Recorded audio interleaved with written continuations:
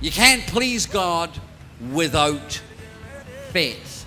Let me tell you, you can't access grace without it. But let me tell you that you have it. It's a basic fundamental, as simple as breathing, so to speak. Breathing is to your natural man what faith is to your spiritual man. That faith is a currency that purchases everything we need in life. And so it's a currency we must not lose. It has activated my faith level to the glory of God. You don't need more faith. You just need to deal with unbelief. Unbelief is the problem. Some of the things that's been talked about, particularly from the scriptures, are things that we've known before. But today is like an experience from a different perspective entirely. And for me, I think that my take home today is to begin to exercise faith from a perspective of having to deal with unbelief. If you really want your faith to be effective, the thing you really need to deal with first is your unbelief. And how are you going to deal with your unbelief? It's through prayer and fasting. And I was particularly very, very excited to be among those that is going to go on the exercise the week after camp meeting to fast and pray. Because there's a number of things I've been believing God for. And having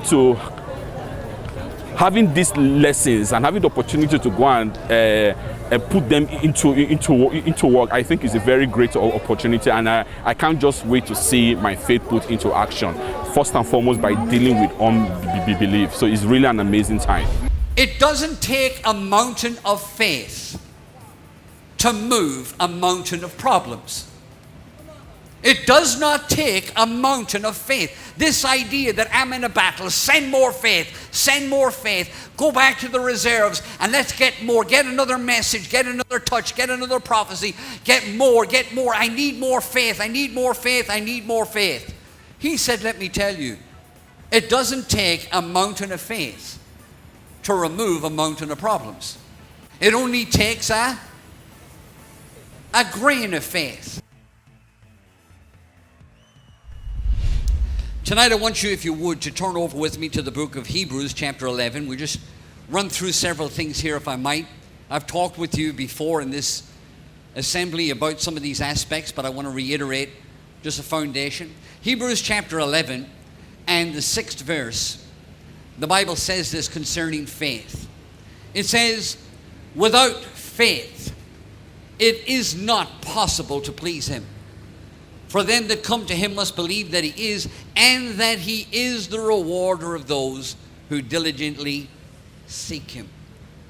You can't please God without faith. Romans chapter 5 and verse 2. Romans the 5th chapter and the 2nd verse says this. Speaking of faith, this faith that we have to please God, by whom also we have access by faith into this grace wherein we stand and rejoice in the hope and the glory of God. The scriptures tell us there that the purpose of faith and the reason for faith is to enable and empower us to access God's grace. This is why we need it, because grace is everything Jesus done for us. In order to enjoy it, in order to receive it, we have to have faith. 2 Peter chapter 1. And in the 5th verse, as Peter talks here, he starts to describe some of the things that we need to build upon. And he starts here by saying, but also for this very reason. It says, giving all diligence, add to your faith virtue, and to virtue knowledge. Next verse. And to knowledge temperance, and to temperance patience, and to patience godliness, and to godliness brotherly kindness, and to brotherly kindness love. And he goes on to explain that if you have all these things, you'll be mature and you'll lack nothing. But what I wanted you to see was, we started off, add to your faith virtue, and to virtue, and we start to see that faith is basic doctrine. We add to faith and we work our way to love, so we start with faith. Faith is the bottom rung of the ladder. So it's a simple doctrine, or as it says in the book of Hebrews in chapter 6, let's move on from the fundamental or the basic doctrines and move on to maturity. And let's leave aside some of those basic doctrines, one of which is faith toward God. So faith is a very basic, faith is a very simple and yet very necessary aspect of our spiritual makeup. Romans chapter 3. Look there with me in verse 27. These are just fundamental truths. I want to set this up so we can get to something. Where is boasting then? It is excluded.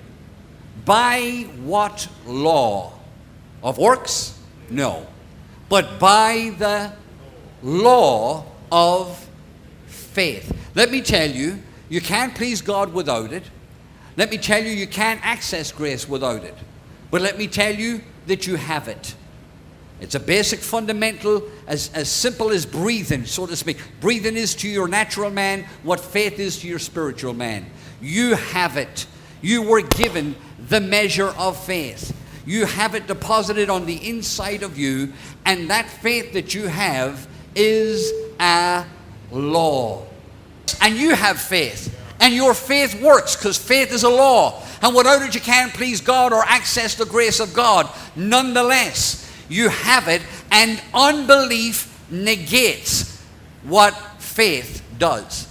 It says here, your unbelief, for I say unto you, if you had faith as a grain of mustard seed, you'd say unto the mountain, remove hence to yonder, and it shall be removed, and nothing shall be impossible for you. Or let me say it this way.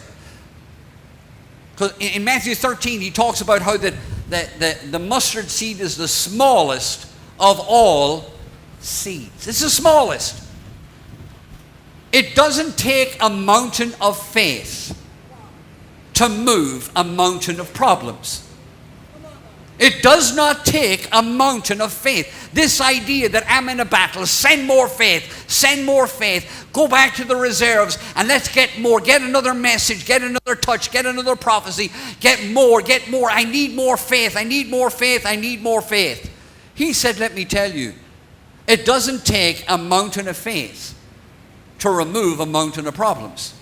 It only takes a grain of faith.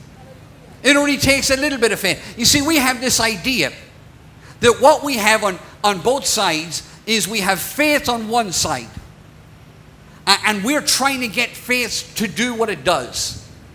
But what you have on the other side negating it is unbelief. And we end up with this tug of war. And this tug of war goes on in all of our lives as we step out to believe God for something that we see in His Word, something that we hope for, or something that we desire. And as we start to believe God for it, doubt and unbelief if it arises in our lives, what we try to do is we try to tug a war and we look for more faith. And we think that if we get more faith, we'll undo and eventually get what it is we're looking for. But here's the deal. You don't deal with this thing in a tug-of-war scenario. What you need to do is just deal with unbelief. You don't need more faith. You just need to deal with unbelief. Unbelief is the problem.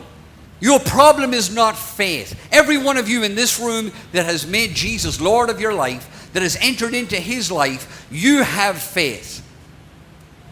But you and I have to deal with and make sure we deal with not the getting of more faith, but we got to deal with unbelief. Because you can have loads of faith and still unbelief negates faith. So you have to deal with unbelief. You still with me? The problem's not the devil. The problem is not hope. The problem is not patience. The problem is not love. The problem is unbelief. Now, if you go to Mark, the 16th chapter, Mark chapter 16, Jesus, after His resurrection, He comes back and appears unto the guys. And watch what it says here in verse 14. Afterwards, He appeared unto the 11 as they sat at meat, and He upbraided them. He upbraided them. He gave out to them. He rebuked them. For what? For their unbelief and hardness of heart. He rebuked them for their unbelief and their hardness of heart. Listen to me. Jesus would not rebuke them if it wasn't their fault. If it wasn't their fault, he couldn't rebuke them for it. If it was the devil, then he would have went after the devil. If it was someone else or something else, he would have done it. But the problem was they were responsible for the doubt and the unbelief and the hard-heartedness that had entered into them. They were responsible for it. And he rebuked them for that. And I want you to understand that in and with all of our lives, there is an issue where you and I constantly have to deal with unbelief and hard-heartedness.